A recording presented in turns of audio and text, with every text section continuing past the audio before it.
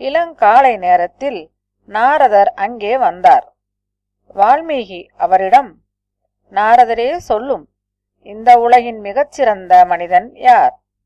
அழகும் உண்மையும் அறிவும் ஆற்றலும் நிரம்பியவர் யார்? ஜீவராசிகளிடம் அக்கறை கொண்டு தயை புரிபவர் யார்? கோபமற்றவராகவும் அதே சமயம் பகைவரின் இதயத்தில் பயத்தை கொடுப்பவர் யார் என்று கேட்டார்.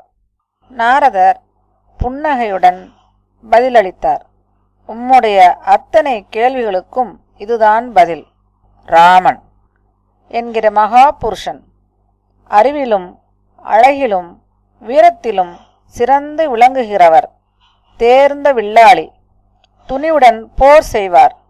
ஈர்ப்பு சக்தியில் கடல், திட சித்தத்தில் இமயம், பெருந்தன்மையில் வான்மழை.